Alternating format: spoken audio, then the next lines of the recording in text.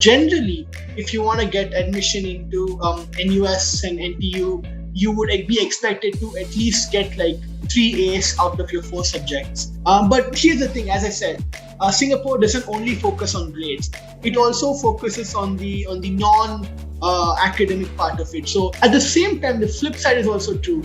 If you did not get 4 A's, it does not mean you won't make it.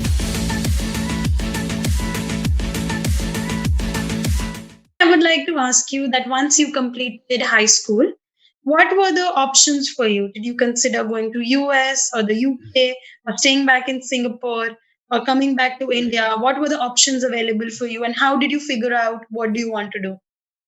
Right, sure. So after high school, I mean, generally, yeah, you're usually considering either doing your university within Singapore because Singapore has some of the best universities in the world. You know, you've got NUS, you've got NTU, and then if you want to do something in the more business aspect, you've got SMU, which is also a great university.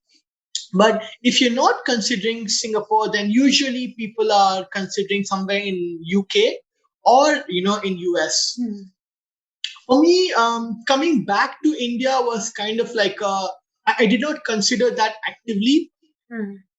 Again, only because there's a pretty big, how do you say, difference in the academic calendars, right? Because I finished my university in Singapore in November, but then the Indian intake had already started like in May. So usually India is not a consideration, but for me, yeah, I was looking at NUS and NTU, and I did apply to a few different universities in London as well. Usually, you can apply to 5 of them. So I had applied to all of them just after my A level scores.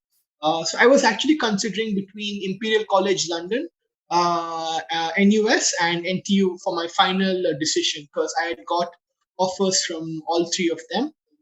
And ultimately, I ended up, going with the NUS because while there's a whole interesting aspect about London and UK, uh, the cost of education in all these Western universities is extremely expensive, right? And scholarships in those universities are almost non-existent, unlike in NUS and NTU. So I was actually the choice was quite obvious for me.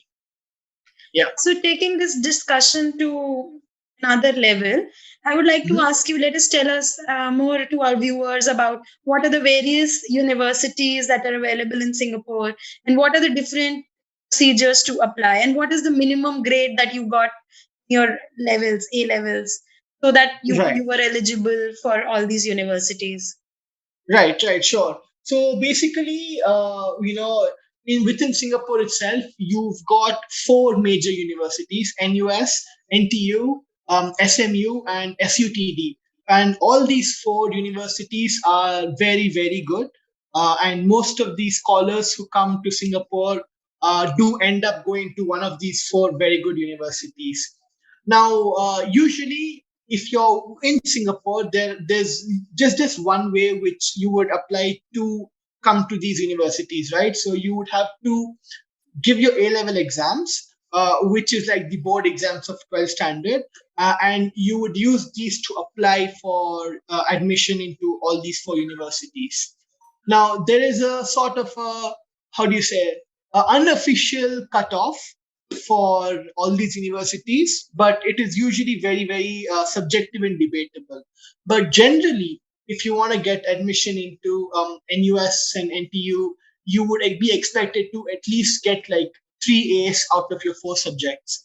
So you do 4 subjects plus like a few others, but from your 4 main subjects, you would expect to get at least 3 A's, and maybe a B would do for the fourth one. But of course, it's great if you can get straight A's, right? But here's the thing, as I said, Singapore doesn't only focus on grades; it also focuses on the non academic part of it. So you will have to submit a whole CV where you're detailing down all your extracurricular achievements. If you've been in any sports teams, if you've competed at a national level or at a school level, if you've done any volunteering work, if you've gone and helped community in any way, or if you've taken initiative to start a new project or start a new society, things like that. So all these things are taken into consideration by universities before they are actually making a decision on whether or not to admit you.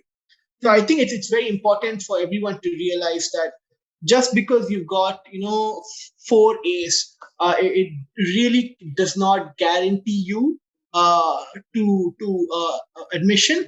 At the same time, the flip side is also true. If you did not get 4 A's, it does not mean you won't make it, right? Because it's a very holistic process of judging them. Right. 70% आप लोग जो हो ना, देखते तो हो पर subscribe नहीं करते हो। अरे हम बताओ कि हम अच्छा काम कर रहे हैं, सब्सक्राइब करो, शेयर करो, ताकि हम यूं ही आप तक स्मार्टेस्ट लोगों की जर्नी लाते रहें।